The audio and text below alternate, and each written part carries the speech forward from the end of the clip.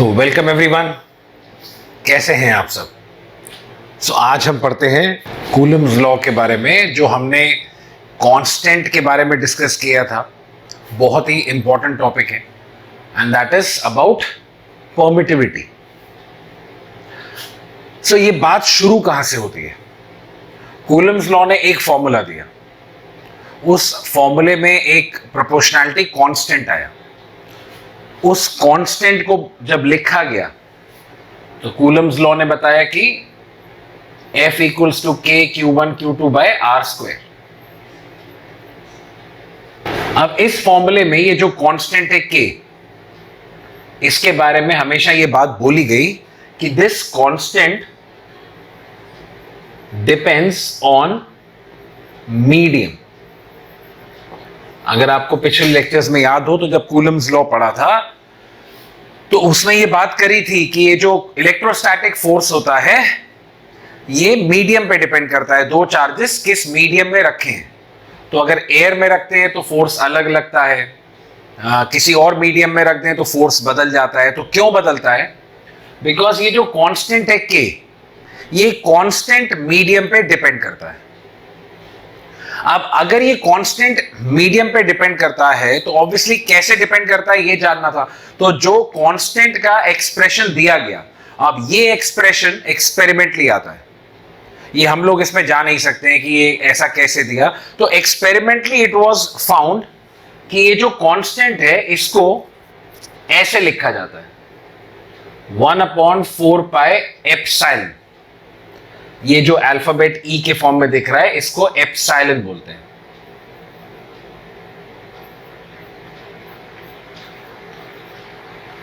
Right, कई लोग epsilon बोलेंगे, एप्सिलॉन बोला जाता है। तो 1/4 पाई एप्सिलॉन ये है कांस्टेंट का एक्सप्रेशन। यानी K को जब लिखते हैं तो ऐसे लिखते हैं, जहां पे एप्सिलॉन को बोलते हैं परमिटिविटी।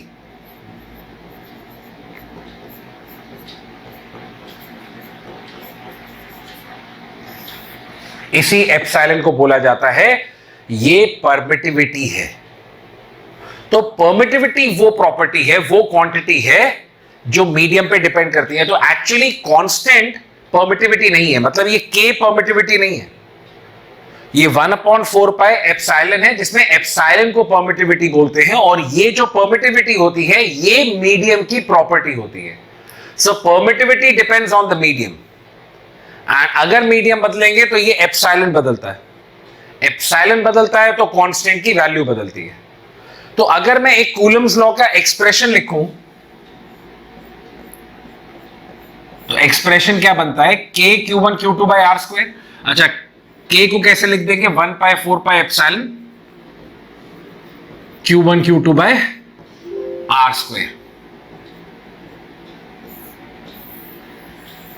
ये है वो फॉर्मूला। तो एक जो कूलम्स लॉ का जो फॉर्मूला बनता है उसका एक्सप्रेशन कंप्लीट अगर पूरा देखेंगे तो ये है 1/4 पाई एप्सिलॉन। अब अगर मैं मान लीजिए दो पार्टिकल्स को या दो चार्जेस को एयर में रखता हूं तो आपको परमिटिविटी जो एप्सिलॉन है वो एयर की रखनी है। अगर मैं दो चार्जेस को किसी और मीडियम में रखता हूं तो परमिटिविटी हमें उस मीडियम की रखनी है। So it is actually permittivity that changes with medium. It is the property of the medium. ये तो बात हुई एक्सप्रेशन की।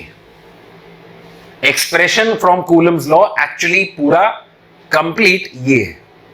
अब परमिटिविटी क्या होती है समझते हैं। मैंने कई लोगों को देखा है कूलम्स लॉ पूरा खत्म हो गया, सारे क्वेश्चंस लगा लेते हैं, इन दी एंड उनको ये नहीं पता होता है कि परमिटिविटी होती क्या है। अब जब तक फिजिक्स हम लॉजिकली नहीं पढ़ेंगे, कॉन्सेप्ट्स क्लियर करके नहीं पढ़ेंगे, तब तक हमेशा डाउट बना रहेगा। सो आज मैं आपको इसके क्वेश्चंस भी प्रैक्टिस कराऊंगा कि परमिटिविटी पे कैसे सवाल आ चुके हैं, इलेक्ट्रोस्टैट्स में, कूलम्स लॉ में कैसे यूज किया जाता है। So 1/4 pi epsilon Q1 Q2 by R square, this is the formula according to Coulomb's law. ये K की वैल्यू है।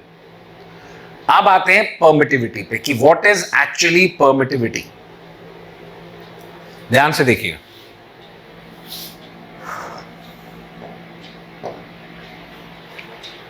सबसे पहले डेफिनेशन पढ़ते हैं।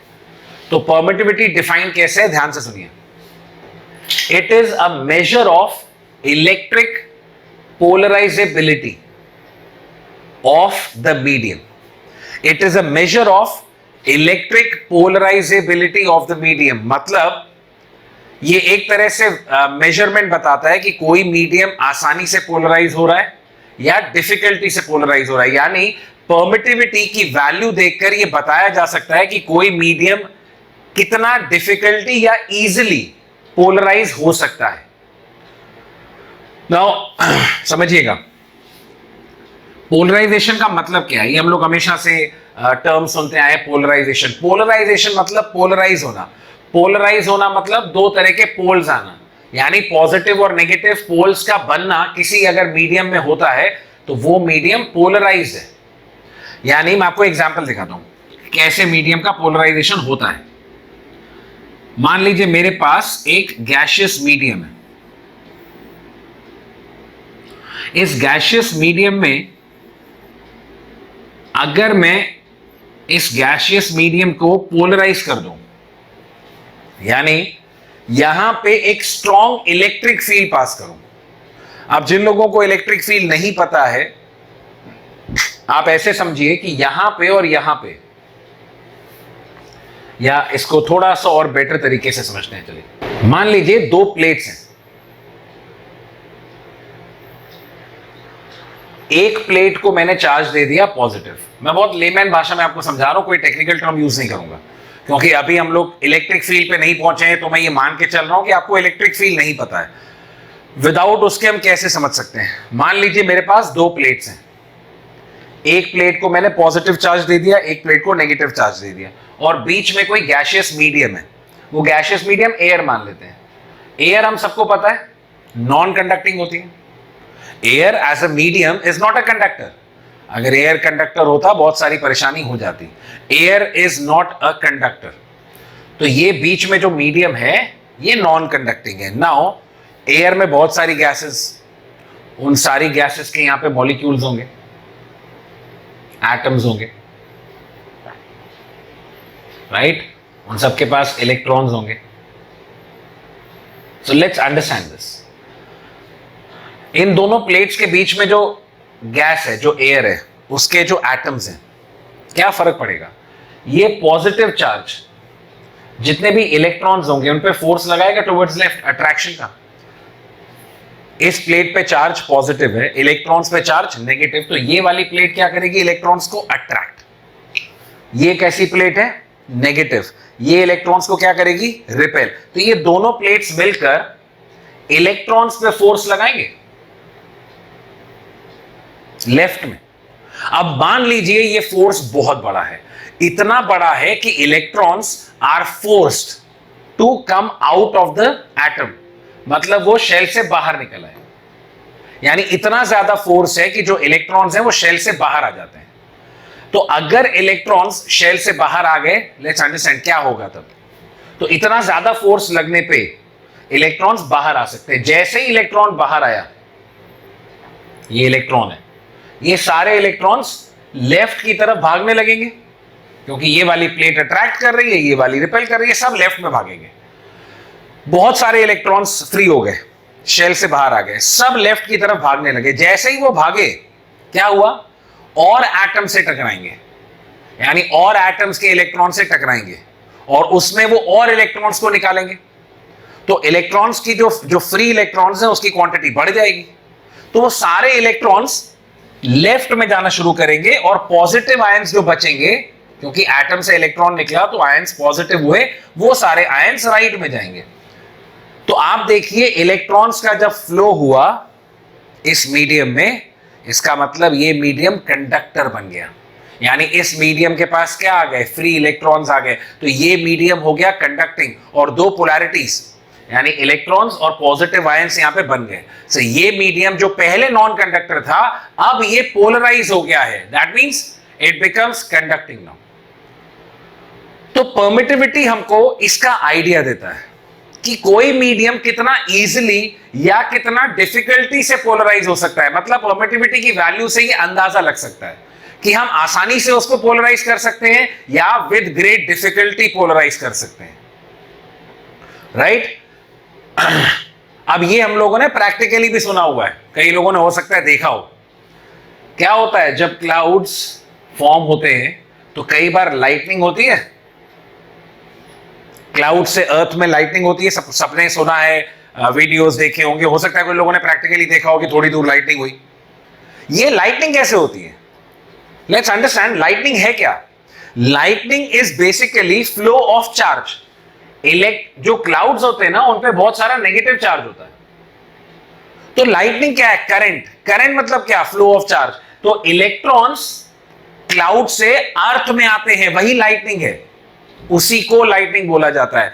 इलेक्ट्रॉन से जितना नेगेटिव चार्ज होता है वो सारा अर्थ में जब आता है वो करंट फ्लो करता है, उसी को लाइटनिंग बोला जाता है। वही आपको एक विजुअल जो दिखता है वो करंट है एक्चुअली। इलेक्ट्रॉन्स यानी नेगेटिव चार्ज क्लाउड से अर्थ में कैसे आ गए? बीच में ये जो पूरा मीडियम है, ये कौन सा मीडियम है? ये एयर है भाई।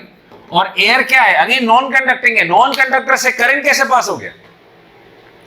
सेम फिनोमेना जो अभी मैंने आपको समझाया। क्लाउड्स पे जब बहुत बड़ा नेगेटिव चार्ज आता है, क्या सारे क्लाउड लाइटनिंग दिखाते हैं? नहीं। क्या हर क्लाउड से लाइटनिंग होती है? नहीं होती है। कुछ ही क्लाउड्स होते हैं ना जो लाइटनिंग क्रिएट करने की कैपेबिलिटी रखते हैं। तो आखिर क्या होता है कि कुछ क्लाउड्स की वजह से लाइटनिंग होगी, कुछ में नहीं होगी? तो ऐसा क्लाउड जिसपे बहुत बड़ा नेगेटिव चार्ज आएगा, इतना बड़ा नेगेटिव चार्ज कि वो इस मीडियम को, जो एयर है, क्योंकि अर्थ का पोटेंशियल 0 माना जाता है, ये आगे आपको बातें समझ में आएंगी। इन शॉर्ट ये समझिए कि ये जो एयर है क्लाउड और अर्थ के बीच में जो मीडियम है, ये हो गया कंडक्टिंग। यानी पहले ये नॉन कंडक्टिंग था, अब ये मीडियम कंडक्टिंग बन जाता है, मतलब पोलराइज हो जाता है। तो once this medium becomes polarised, जो चार्ज है, जो इलेक्ट्रॉन्स हैं, मतलब कंडक्टिंग, वो सारे इलेक्ट्रॉन्स क्लाउड से अर्थ में पहुंच जाते हैं, राइट? तो वही क्लाउड ऐसा कर सकता है जिसके ऊपर इतना बड़ा चार्ज हो कि वो इस मीडियम को पोलराइज कर सके।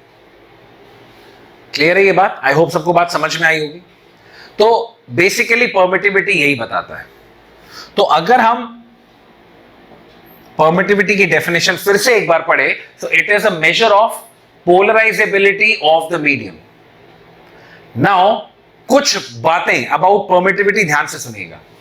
अ material with high permittivity, see very important, a material with high permittivity polarizes more. जिसकी परमिटिविटी की वैल्यू ज्यादा है वो ज्यादा पोलराइज होता है, जिसकी परमिटिविटी कम है वो कम पोलराइज होता है। बहुत बेसिक नॉलेज है। जिसकी परमिटिविटी ज्यादा वो ज्यादा पोलराइज हो सकता है, जिसकी परमिटिविटी कम वो कम पोलराइज हो सकता है।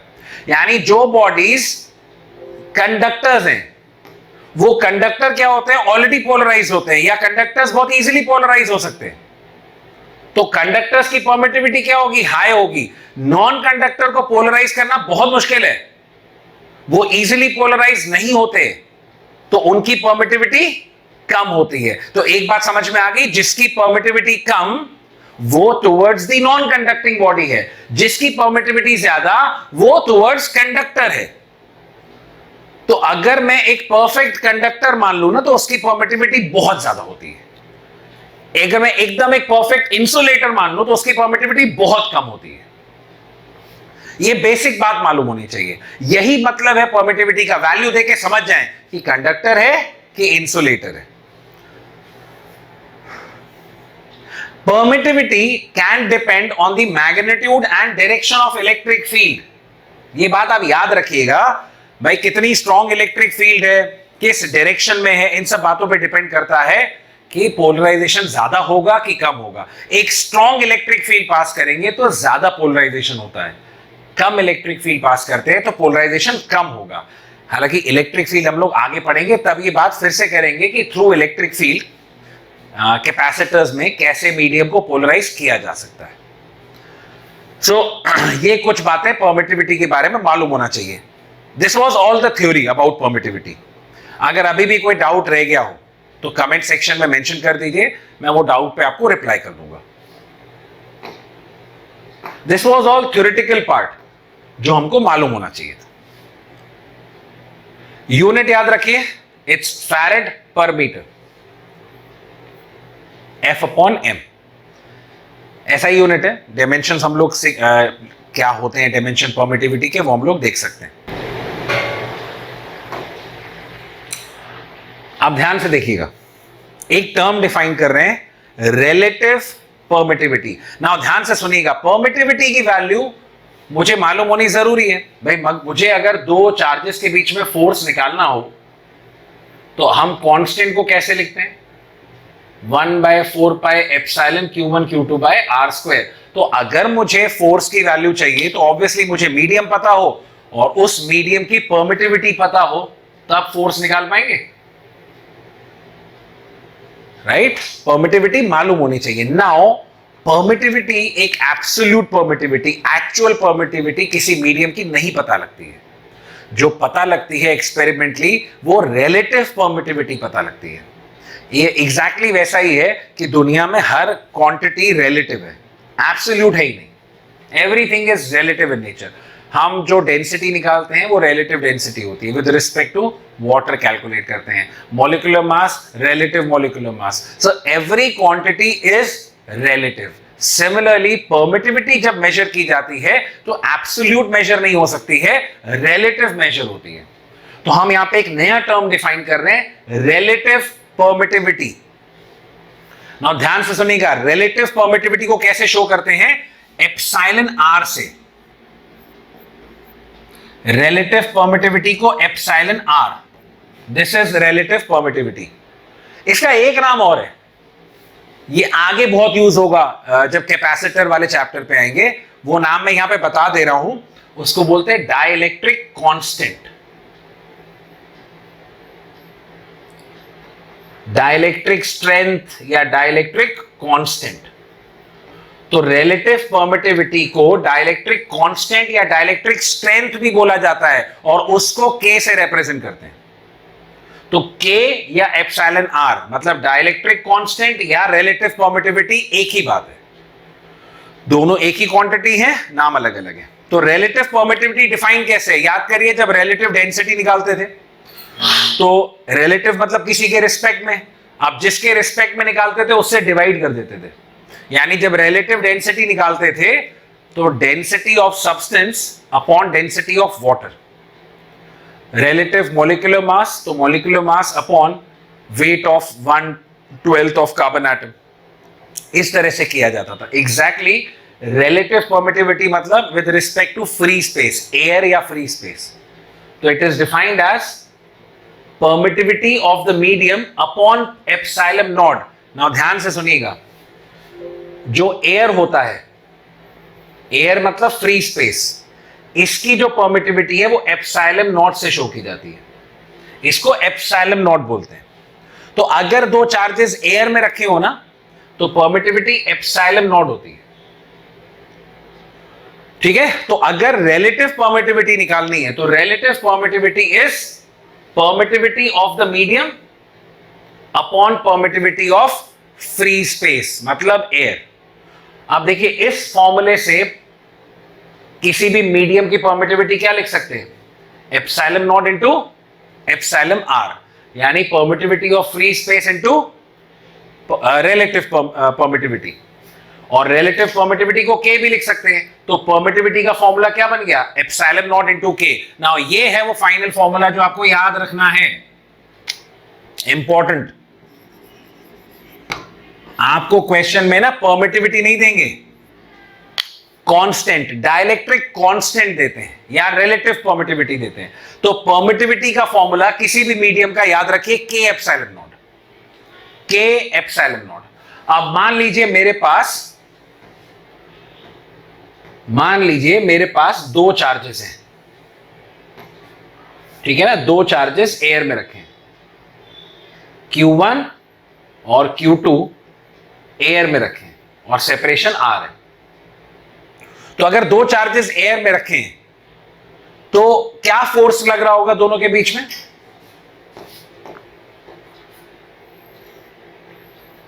1/4 पाई एप्सिलॉन नॉट, ठीक है ना। परमिटिविटी एयर की रखेंगे, Q1 Q2 by R square. This is Q2, Q1 Q2 by R square. ये फोर्स लग रहा होगा जब दो चार्जेस एयर में रखे होंगे।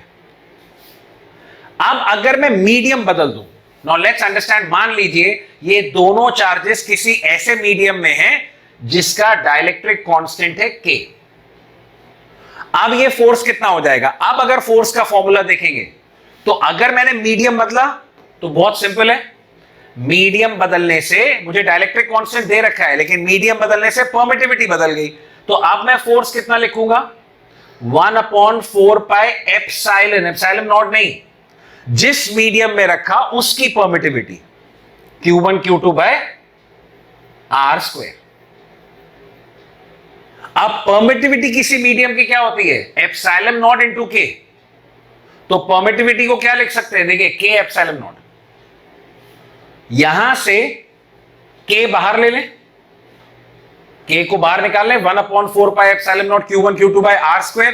दैट मींस अब किसी मीडियम में फोर्स कितना लगेगा? ध्यान से देखिए, ये क्या है? ये वो फोर्स है जो एयर में था, तो जितना फोर्स एयर में लग रहा होगा उसका बाय K टाइम्स, जितना फोर्स एयर में लग रहा होगा उसका अपॉन K टाइम्स। यानी अगर मैं किसी मीडियम को या किसी दो चार्जेस का मीडियम बदल देता हूं तो फोर्स कितना हो जाएगा? जितना एयर में लग रहा होगा उसका by K times. And what is K? Dielectric constant, which is also known as relative permittivity. And always remember K की वैल्यू, अब मैं आपको बताता हूं, K की वैल्यू किसी भी मीडियम के लिए हमेशा मोर देन 1 होती है। दो याद रखिएगा, अगर मैं एयर की बात करूं तो एयर के लिए डाइलेक्ट्रिक कांस्टेंट होता है 1, राइट? और कंडक्टर्स के लिए K को इनफाइनाइट लेते हैं, क्योंकि कंडक्टर्स में ऑलरेडी फ्री इलेक्ट्रॉन्स होते हैं, you don't need to polarise. तो उनकी वैल्यू K की वैल्यू, K और परमिटिविटी एक ही है। देखिए रिलेटिव परमिटिविटी या परमिटिविटी एक ही होता है, जैसे रिलेटिव डेंसिटी और डेंसिटी एक ही होता है, ऐसे रिलेटिव परमिटिविटी और परमिटिविटी दोनों का कॉन्सेप्चुअल डेफिनेशन एक ही है। बस हम जो एक्सपेरिमेंटली निकाल सकते हैं वो एब्सोल्यूट परमिटिविटी नहीं निकाल पाते हैं, रिलेटिव निकालते हैं। तो एयर के लिए K1, कंडक्टर्स के लिए K इनफाइनाइट। यानी अगर मैंने दो चार्जेस के बीच में, ये दो चार्जेस को एक कंडक्टिंग मीडियम में रख दिया तो कंडक्टिंग मीडियम में क्या होगा? K infinite. तो अगर K इनफाइनाइट तो फोर्स कितना? अगर K इनफाइनाइट तो फोर्स की वैल्यू 0। यानी अगर ये दो चार्जेस कंडक्टिंग मीडियम में रखे तो फोर्स ही नहीं लगेगा। रीजन, ये इतनी दूर रह ही नहीं पाएंगे, कंडक्टर में ट्रैवल कर जाएंगे। दोनों अगर कंडक्टिंग मीडियम में रखे होंगे तो ट्रैवल कर जाते हैं, वो अपनी जगह पे रह ही नहीं पाएंगे उतनी दूर, फोर्स ही नहीं लगेगा। या रह भी, अगर मैं रख भी दूंगा तो वो पोलराइजेशन की वजह से नेट फील्ड 0 हो जाती है, कंडक्टर में फील्ड ही नहीं होती है, तो फोर्स लगता ही नहीं है। सो लेट्स अंडरस्टैंड, बिकॉज K की वैल्यू 1 से बड़ी होती है ना, तो फोर्स हमेशा घटता है।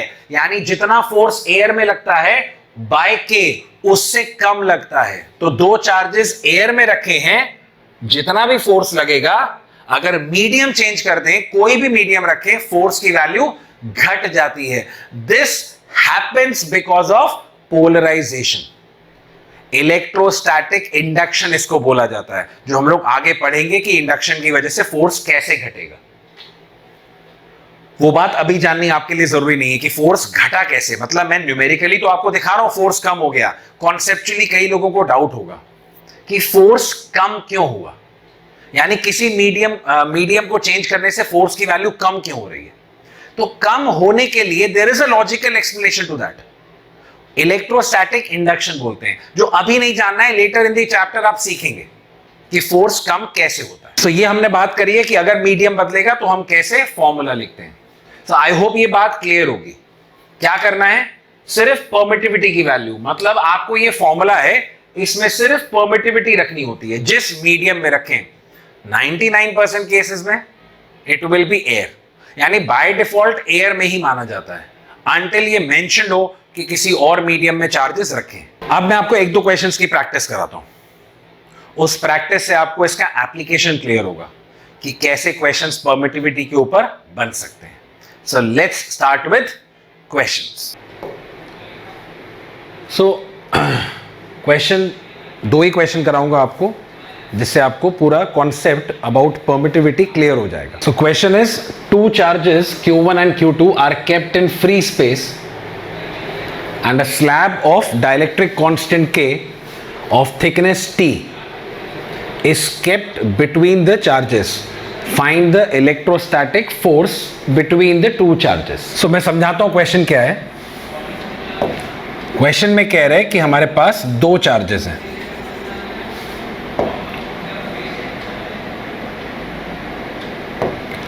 Q1 and Q2.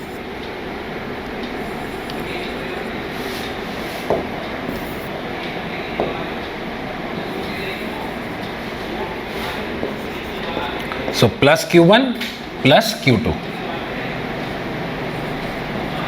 separated by distance R.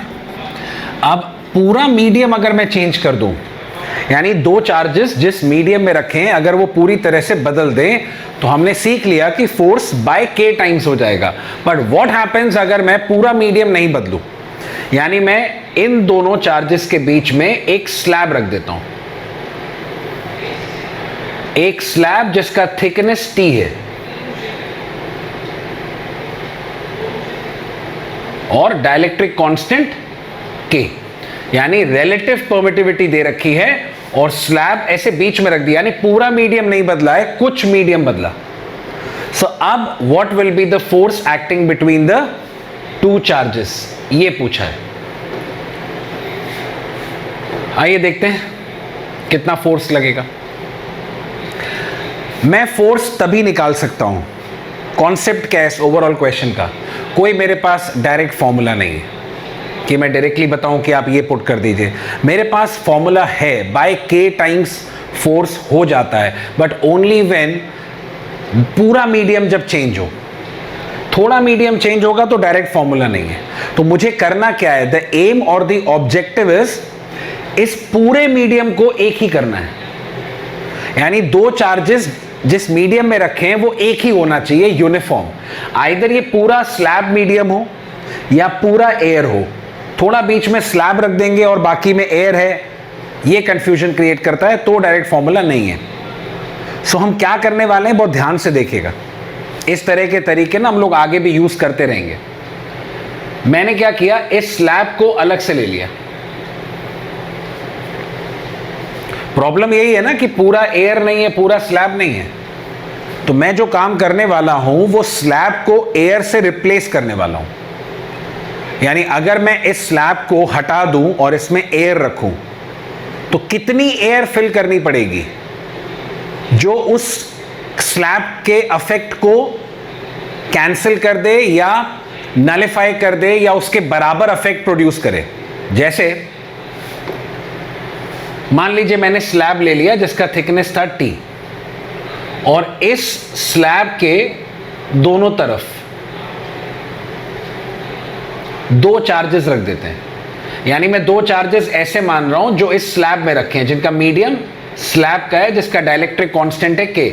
मान लीजिए वो 2 चार्जेस Q डैश और Q डबल डैश, कोई भी 2 चार्जेस. तो अगर मैंने 2 चार्जेस कोई भी रैंडम ले लिए, दोनों पॉजिटिव, और मैंने ये मान लिया कि ये दोनों चार्जेस के बीच का पूरा मीडियम इस डाइलेक्ट्रिक कांस्टेंट K वाला है, यानी इस स्लैब के अंदर एंड्स पे दोनों चार्जेस रख दिए. नाउ इस केस में अगर मैं आपसे फोर्स पूछूं कि कितना फोर्स लग रहा होगा, तो इस केस में आप बोलेंगे कि जितना एयर में लगता है 1/4 pi epsilon not Q dash Q double dash by T square. यानी अगर मीडियम हम चेंज कर दें, राइट, तो जितना भी फोर्स एयर में लगता उसका बाय K टाइम्स, तो एक 1/K का टर्म और आ जाएगा. ये फोर्स तब लग रहा होगा जब ये दोनों चार्जेस इस स्लैब में रखे होंगे. इस स्लैब को मैं अलग से देख रहा हूं. अब अगर इन्हीं दोनों चार्जेस को Q और Q डैश को, मतलब Q डैश और Q डबल डैश को अगर मैं एयर में रखता और मान लीजिए डिस्टेंस R डैश है, तब कितना फोर्स लगता? 1/4πε0 q dash q double dash by r dash square. तो अगर ये दोनों चार्जेस एयर में रखे होते r डैश डिस्टेंस पे तो इतना फोर्स लगता। अब मैं ये चाहता हूं कि मैं इस स्लैब को एयर से रिप्लेस कर दूं, तो मान लीजिए जितना फोर्स स्लैब में लगता है उतना ही एयर में लग रहा है। मान लीजिए जितना फोर्स दो चार्जेस के बीच में स्लैब में लगता है उतना ही एयर में लग रहा है, तो वो r डैश कितना होगा? तो अगर ये दोनों फोर्सेस को मैं इक्वेट कर दूं, 1/4πε0 q dash q double dash by T square, एक k आएगा। अगर ये बराबर है 1/4πε0 q dash q double dash, अगर ये दोनों फोर्सेस को मैं इक्वेट कर दूं तो मुझे क्या मिलेगा? r डैश स्क्वायर बराबर टी स्क्वायर इंटू के, यानी r डैश कितना? टी रूट के। इसका मतलब जितना फोर्स स्लैब वाले मीडियम में लग रहा है अगर उतना ही एयर में लगना है तो एयर की लेंथ कितनी रिक्वायर्ड होगी, यानी थिकनेस एयर की कितनी रिक्वायर्ड होगी? r dash. अब ये r डैश और t का रिलेशन क्या है? r डैश और t का रिलेशन ये है कि इस स्लैब का thickness t is equivalent to air of thickness r dash, यानी जितना फोर्स ये स्लैब लगा सकता है या स्लैब वाले मीडियम में दो चार्जेस लगा रहे होंगे उतना ही फोर्स ये दोनों चार्जेस एयर में लगाएंगे अगर वो कितना दूर रखें? r डैश डिस्टेंस पे रखें। सो लेट्स अंडरस्टैंड दिस कि ये जो मैंने काम किया है उससे मुझे ये पता चला है कि मैं स्लैब का थिकनेस t रिप्लेस कर सकता हूं with r dash thickness of air. इतना ही मुझे पता करना था। तो अब मैं क्या करूंगा? इस स्लैब को हटा दूं और इस स्लैब को हटा के r डैश थिकनेस एयर की रख दूं, तो ये पूरा मीडियम एयर का हो जाएगा। मतलब स्लैब को एयर से अगर रिप्लेस करना है तो आपको इतनी थिकनेस एयर की रखनी पड़ेगी। राइट? आई होप ये बात क्लियर होगी। तो मेरे लिए ये वैल्यू इंपॉर्टेंट है। अब अगर मैं इस वैल्यू को कंसिडर करूं तो अब इन दोनों चार्जेस को देखिए। अब मैं ये मान सकता हूं कि इन दोनों चार्जेस में जो Q1 और Q2 हैं, इन दोनों चार्जेस में डिस्टेंस कितना हो गया? तो मैं क्या करूंगा? पहले इनके बीच में सेपरेशन था r में से t हटाइए क्योंकि स्लैब हटाना है। तो अगर मैंने r में से t हटा दिया तो डिस्टेंस कितना बचा? r minus T. और मैंने उसकी जगह स्लैब हटा के एयर की थिकनेस कितनी रखनी है? r dash. तो r डैश कितना है? प्लस रूट के into T.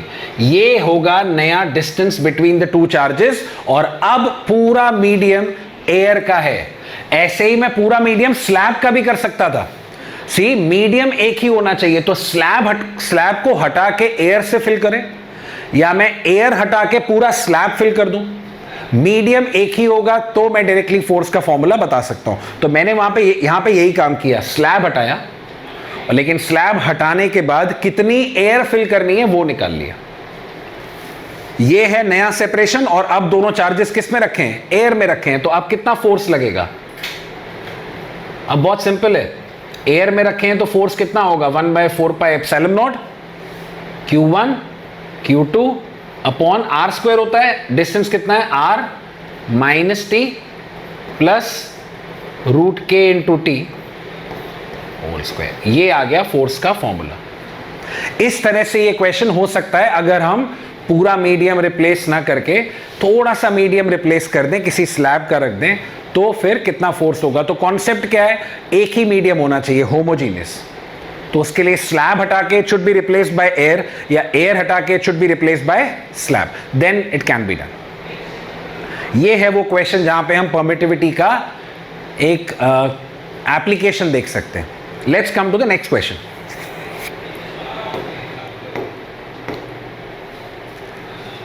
Two identically charged spheres are suspended by strings of equal lengths.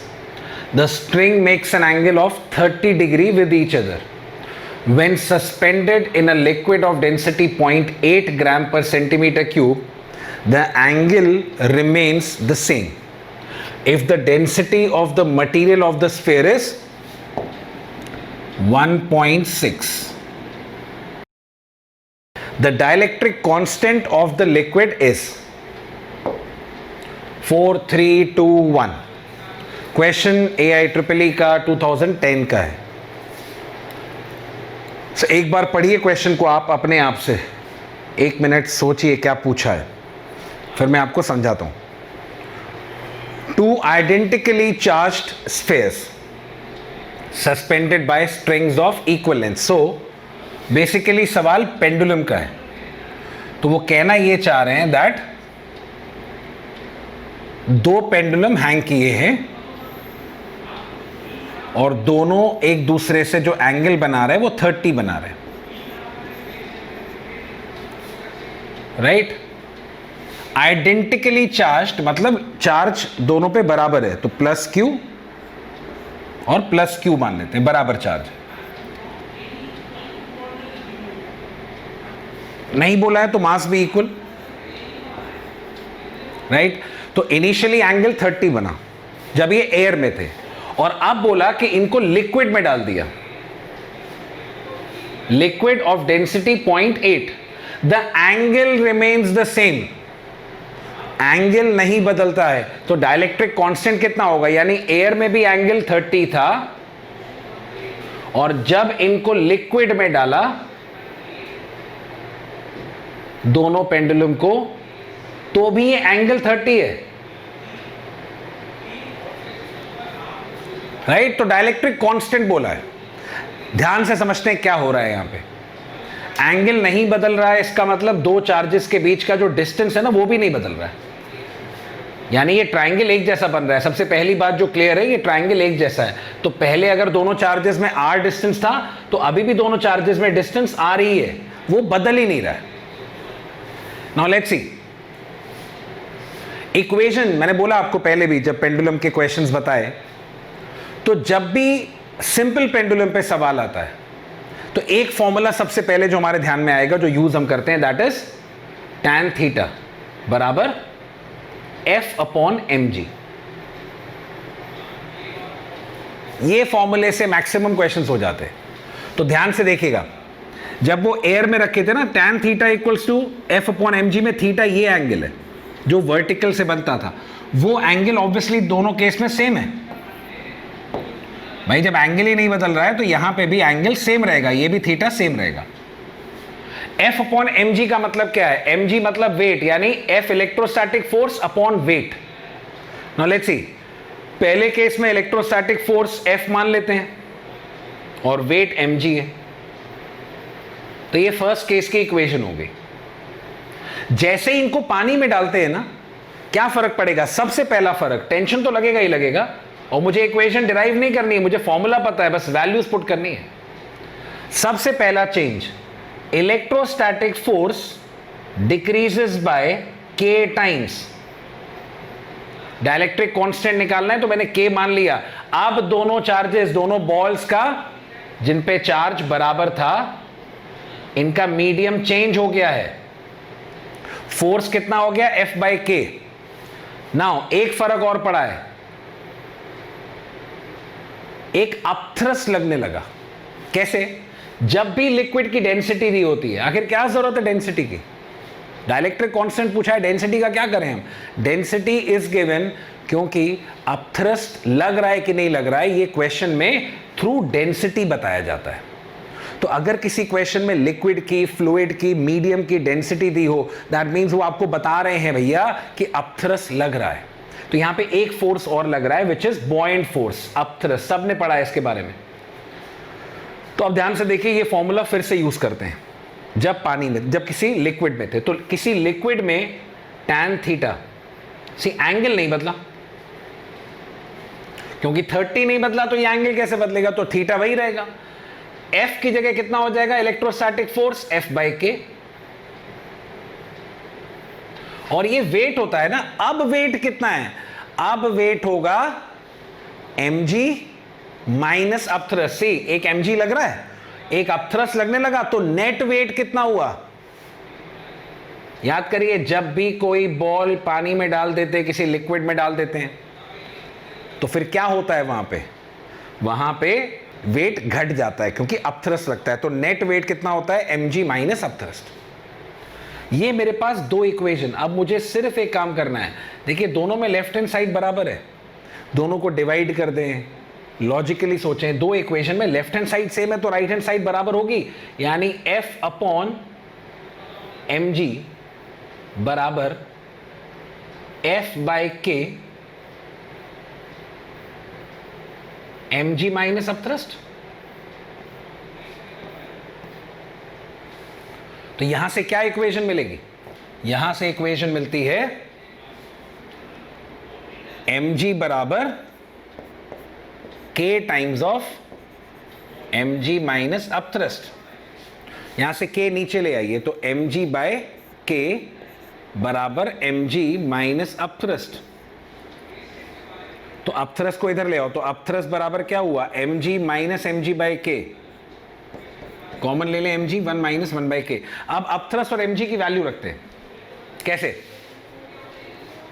Upthrust याद है, 0.4 से अपथ्रस्ट का formula v rho g, volume of the body, density of liquid and g। तो मान लेते हैं बॉल का वॉल्यूम v है, तो अपथ्रस्ट कितना हो जाएगा v, डेंसिटी ऑफ लिक्विड कितना 0.8 एंड g, ये अपथ्रस्ट है। mg कितना हुआ, mg में mg बॉल का वेट, तो मास कितना बॉल का, डेंसिटी, वॉल्यूम इनटू डेंसिटी, तो वॉल्यूम ऑफ बॉल v माना, डेंसिटी 1.6 इनटू g, ये mg हो गया 1 माइनस 1 बाय k।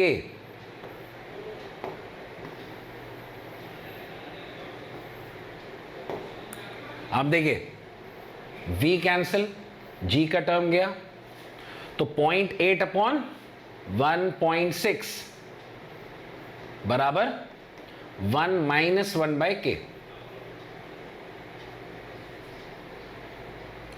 ये कितना हुआ 1 बाय 2 भाई, 0.8 इंटू 2, तो 1 बाय 2 बराबर 1 माइनस 1 बाय k। k की वैल्यू कितनी,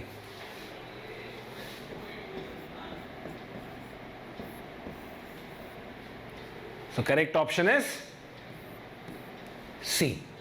सो हमें करना क्या था, बहुत सिंपल था, हमें सिर्फ दो इक्वेशन बनानी थी, एक बार एयर में बनाई, एक बार लिक्विड में। तो एयर में एंगल सेम, लिक्विड में भी एंगल सेम, तो tan थीटा दोनों का बराबर हो गया, और mg की जगह mg माइनस अपथ्रस्ट, f की जगह f बाई k, फोर्स भी बदलेगा, वेट भी घटेगा, एक अपथ्रस्ट आया तो वेट घटा, मीडियम चेंज हुआ तो इलेक्ट्रोस्टैटिक फोर्स बदला, बस दोनों tan थीटा बराबर कर देंगे, सॉल्व करेंगे, वी हैव द आंसर। तो इस तरह से मीडियम जब चेंज होता है तो हमें बाय k करना पड़ता है। जितना फोर्स एयर में लग रहा है, तो अगर उतने ही डिस्टेंस में किसी मीडियम में रख देंगे तो फोर्स बाय k टाइम्स हो जाता है।